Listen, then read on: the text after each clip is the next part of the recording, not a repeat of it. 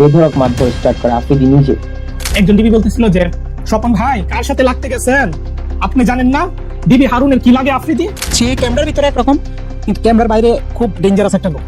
তার কিন্তু সবাই ভয় পায়, ইউটিউব ইন্ডাস্ট্রিতে একটা টাইমে তার সবাই ভাগের মতো ভয় পাইতো। ওই মানুষটা ওর কথার বিপরীতে যায়, তখন ওরে পিছন থেকে ঘাড় মটকা ধরার জন্য ওর ওই ভিডিও, ওর ওই সব জিনিস দিয়ে ও মানুষ ট্র্যাপ করে থাকে। আফ্রিদি গ্রেপ্তার হওয়ার পরপরই একের পর এক চাঞ্চল্যকর তথ্য বেরিয়ে আসে। তার কাছের মানুষরাই রাজসাক্ষী হয়ে ভয়ঙ্কর সব কুকর্ম ফাঁস করছেন। গতকাল রাতে ছোট ভাই রাহি বিস্ফোরক তথ্য প্রকাশের পর এবার জনপ্রিয় ইউটিউব কন্টেন্ট ক্রিয়েটর রাকিব হুসাইনও মুখ খুলেছেন আফ্রিদির বিরুদ্ধে। মানুষের চোখে সবসময় ভালো মানুষ হিসেবেই পরিচিতি ছিলেন আফ্রিদি, কিন্তু সেই ভালোর আড়ালে লুকিয়েছিল এক ভয়ঙ্কর রূপ, যা ধীরে ধীরে উন্মোচিত হচ্ছে। একজন ডিবি বলতেছিল যে স্বপন ভাই কার সাথে লাগতে গেছেন আপনি জানেন না, ডিবি হারুনের কি লাগে আফ্রিদি, আপনি আফ্রিদির সাথে লাগতে গেছেন। আমাকে আবার বলতেছিল, টিটকারি করে মজা করে বলতেছিল, ইসলামিক ভিডিও তো ভালোই বানান, দাজ্জাল বানায় তো ভালোই ইনকাম করছেন, কত করলেন। কন্টেন্ট ক্রিয়েটরদের হয়রানি থেকে শুরু করে বৈষম্য বিরোধী ছাত্র আন্দোলনে ছাত্রদের বিপক্ষে গিয়ে পরিকল্পনা সবই একের পর এক প্রকাশ পাচ্ছে গণমাধ্যমে। এদিকে বৈষম্য বিরোধী ছাত্র আন্দোলনের সময় কুখ্যাত ডিবি হারুনের সঙ্গে ঘনিষ্ঠভাবে কাজ করেছিলেন আফ্রিদি। আমাদের কলিজার টুকরা আমার চাচা হারুন কাকা। বৈষম্য বিরোধী ছাত্র আন্দোলনের সময় ডিবি হারুনের একটি ভিডিও ভাইরাল হলে সেই ভিডিও সরিয়ে ফেলার জন্য সাইবার এক্সপার্টদের তুলে নিয়ে যাওয়ার অভিযোগ উঠেছে তার বিরুদ্ধে। ডিবি হারুনের বেসিক্যালি একটা ভিডিও ভাইরাল হয়, তো ওই ভিডিওটা রিমুভের জন্য আমাকে নক করে, অ্যান্ড আমি বেসিক্যালি ওইটা রেকর্ড করে রাখি সেকেন্ড পার্টে। ওই ভিডিওটা রিমুভের জন্য বলে যে যত টাকা লাগে সে দিবে, জাস্ট ভিডিওটা সব জায়গা থেকে রিমুভ করতে হবে। তো আমরা বলি যে না, এটা পসিবল না, এটা সব জায়গায় ছড়ায় গেছে, আমার টিম এটা করতে পারবে না, মানে একটা কিছু তো বলতে হবে। সো আমি ওটা আসলে রেকর্ড করে রাখি। হ্যাঁ ভাই, কথা বললাম, ওরা বললো যে ভাই এটা পসিবল হবে না, কারণ অনেক জায়গায় চলে গেছে, তো অনেকে রাইট ম্যানেজারে আছে, সো এতগুলো ভিডিও আসলে এগুলো এভাবে রিমুভ করতে পারবে না। মানে ফেসবুক থেকে 90% রিমুভ করলেও হয় ভাই এখন আসলে পসিবল হবে না, ওরা এটাই বললো যে ভাই মানা করে দেন, এটা পসিবল হবে না এভাবে। এটা কি ড্রাইভে যাচ্ছে না? হ্যাঁ, ড্রাইভ, টেলিগ্রাম গ্রুপ, ইভেন অনেক ওয়েবসাইট, আমার সিআইডি থেকেও ফোন দিছিল, পসিবল তো না। বলছি যে আমি তো ঢাকার বাইরে, এখানে নেটওয়ার্কের অবস্থা বাজে, অ্যান্ড সেকেন্ড থিং বললো যে এটা আসলে ওইভাবে পসিবল না।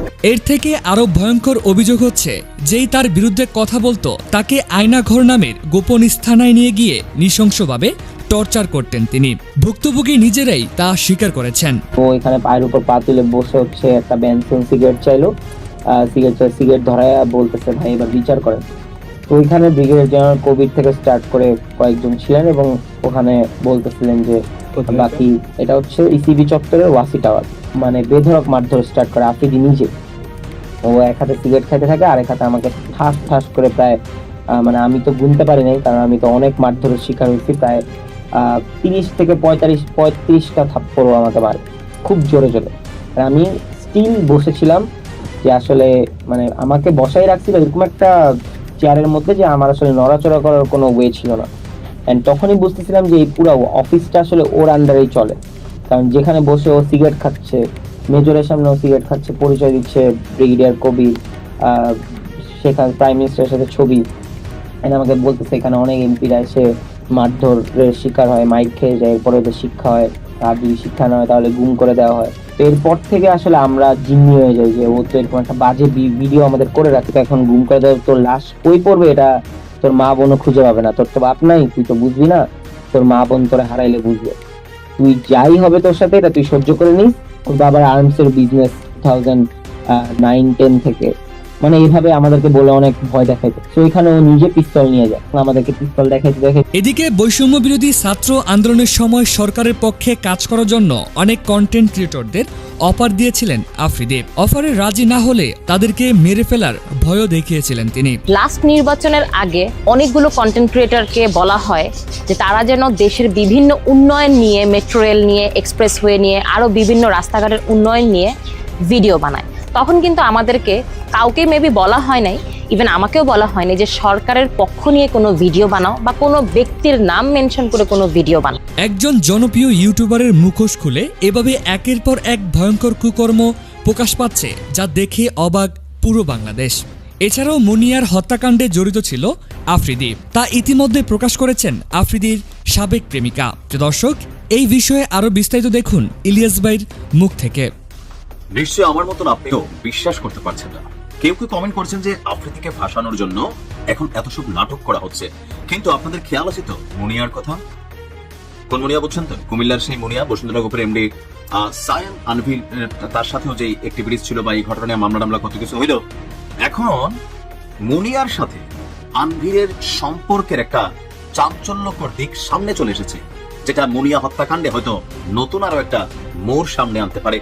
দর্শক, এই মুহূর্তে আপনার আফ্রিদির বিরুদ্ধে বিভিন্ন জায়গা থেকে বিভিন্ন তথ্য উপাত্ত সামনে আসছে। এর মাঝখানে একজন ভুক্তভোগী নারী, তিনি আফ্রিদিকে নিয়ে বেশ কিছু তথ্য দিয়েছেন। তার দেওয়া তথ্য অনুযায়ী কিছু ফোন রেকর্ডও আপনার গণমাধ্যমের হাতে এসেছে। গণমাধ্যম কালের কণ্ঠের দাবি, ওই নারীর অভিযোগের সূত্র ধরে যে সকল ফোন রেকর্ড আসে, যেখানে মুনিয়ার বাসায় তৌহিদ আফ্রিদির যাতায়াত এবং ঘনিষ্ঠতারও প্রমাণ পাওয়া যায়।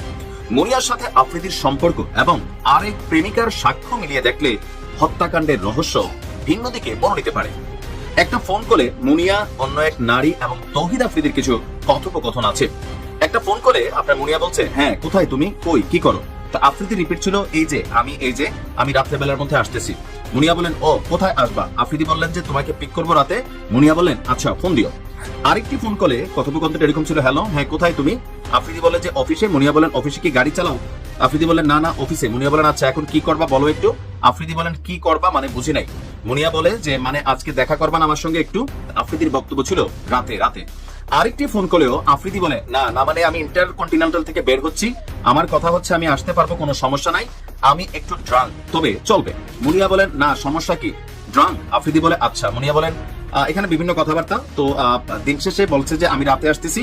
এ সময় মুনিয়া বলেন, এত দুষ্টু কেন তুমি? তো এই যে কথোপকথনগুলা, মুনিয়ার হত্যাকাণ্ড এখন একটা রহস্য হয়ে গেছে। এখান থেকে বসুন্ধরা গ্রুপের যিনি এমডি আছেন সায়ান সোবান আনভির, তিনি এক ধরনের খালাস পেয়ে গেছেন।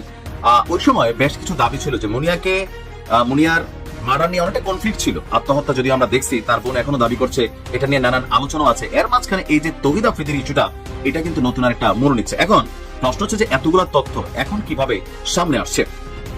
নাম প্রকাশে অনিচ্ছুক এক নারীর বক্তব্য, দীর্ঘদিন সম্পর্কে ছিল তৌহিদ আফ্রিদি তার সাথে। এরপর হঠাৎ করে তার সাথে সম্পর্ক শেষ করে দেয়। পরে তাকে ডিবি অফিসে ডেকে গায়েব করে দেওয়ার হুমকি দেওয়া হয়। ফলে আফ্রিদিকে বিয়ের স্বপ্ন তার শেষ হয়ে যায়। তার বক্তব্য, আমি জানতে পারি বিভিন্ন মেয়ের সাথে তার সম্পর্ক আছে, মুনিয়া নামের একটা মেয়ে ছিল, তার সাথে আফ্রিদির সম্পর্ক। এগুলো জেনে আমি ওর সাথে রাগারাগি করি। আমার একটু খারাপ লাগতে পারে, আমি যেহেতু ওকে ভালোবাসতাম। তো আমি ওকে বলার পর খুব বাজেভাবে রিয়েক্ট নেয়।